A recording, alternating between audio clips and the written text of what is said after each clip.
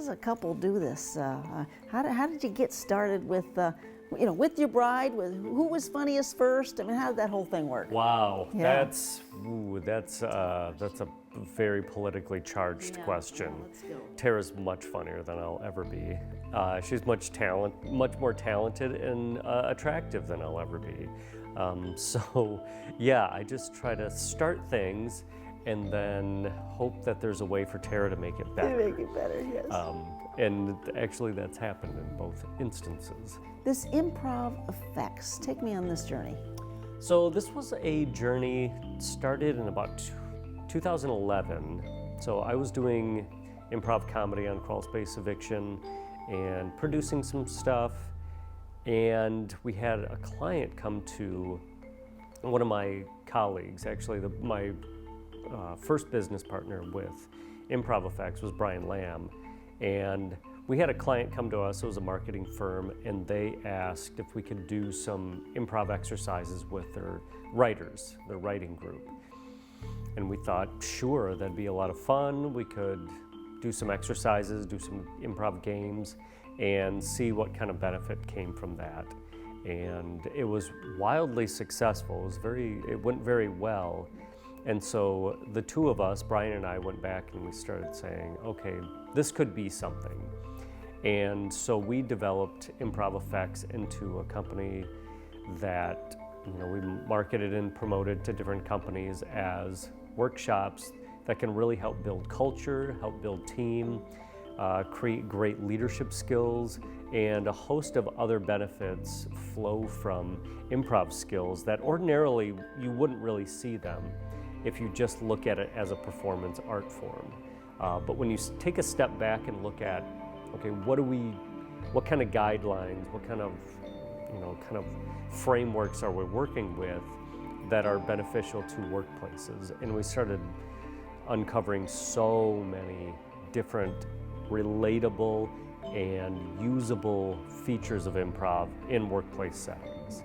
All right, here we go. On your stage with your brand behind us. Yeah. What am I in store for, guys? It will be a blast. Okay, all right. So fun, not difficult. Okay. No. So we want to do an exercise called Heck Yeah. And for this one, we have to determine you and Tara, as a duo, accomplish something major. Like you're a team. I don't know what you did, but it was a remarkable thing. It's past tense, okay. Yeah, something fictional that you haven't actually accomplished, and this was recent. Okay, What totally do fictional. you think that could be? Or maybe we could get some of the crew to give us something. Wow, shout it out, crew. How about a trapeze artist going across the ocean?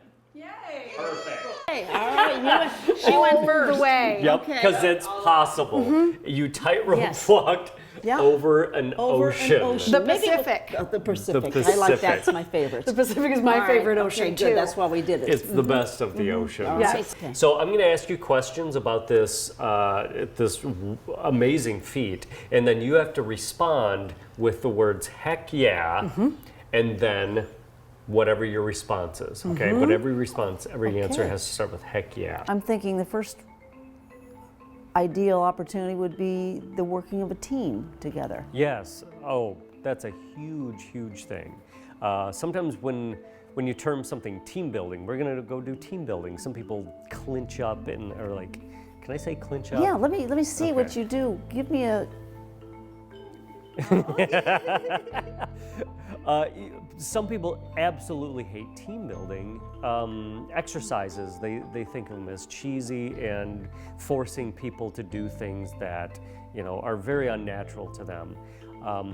So when we enter the scene with working with teams, we try to approach it a little bit different. We try to be very genuine, and we try to share why it is that improv is relevant to the workplace. And something that Tara brings to the table that a lot of team building groups maybe don't is that Tara's a strong introvert. And so a lot of people who maybe identify more as an introvert see team building as, oh my goodness, you're gonna make me open up and Public speak. or whatever it is, or get into conversations I don't want to get into. And Tara relates to them and says, this makes conversation easier. It makes connecting easier. It makes it enjoyable so that it's not that sort of clinchy feeling that no one wants. So, Shelley, I'll ask you a question. Okay, here we go. And I understand that there was a stumble halfway across the Pacific, and you didn't think you were going to finish, but then you mustered the confidence to do it. Was it hard to find that confidence? Heck yeah, but I had this lady with me who pulled me up by my bootstraps. Yep. And Wow.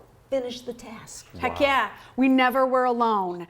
When Shelley was out in the front, I was in the back, and we both do wear large bootstraps. So I literally, she almost fell. There was a stumble, grabbed down for the bootstraps, hoisted her back up. It was pretty incredible. Are you proud of yourself, Shelley, for helping start a movement of tightrope Heck walking? yeah, because I was really into disco, and it was about time to break that habit. So with this new art form that we've developed that we're going to patent, and according to our first names, the sky's the limit with our future. Yep. Wow. Heck yeah. We're calling it Shelley and Tara's duo tightrope walking. Wow. It's long. It'll get edited. But we're taking this global. We're making this a real art. Yes. Yes. So big question to end things. Around the world? Should we say heck yeah 3 times at the same time? Heck yeah, heck yeah, heck yeah. Done. I'll be here when you're done. Good. With sandwiches. With sandwiches. Yes. Yep. There we go. Hey, what just happened? Of course it was fun. Good. Yes. Good. So what we just did is we used a concept called yes and, which is foundational to all improv. Somebody brings up an idea, and the answer essentially is always yes. You always agree with it and accept it, and then you build on it with your own part of the idea. And that way, ideas are not shut down or stopped or made to feel bad.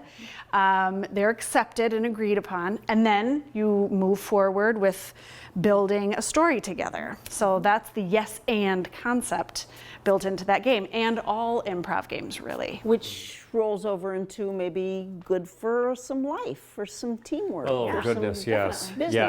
Yeah, it's so nice because psychologically, you know, if you come with an idea and it's shut down, you're far less likely to bring more ideas to the table. And a lot of times early on in people's careers, if they experience that someplace, all of a sudden they're not going to be as effective. So yes, it carries over into every place, and we're always pushing the limits of it. Heck yeah. Heck yeah. Heck yeah! Support for Kalamazoo Lively Arts is provided by the Irving S. Gilmore Foundation, helping to build and enrich the cultural life of Greater Kalamazoo.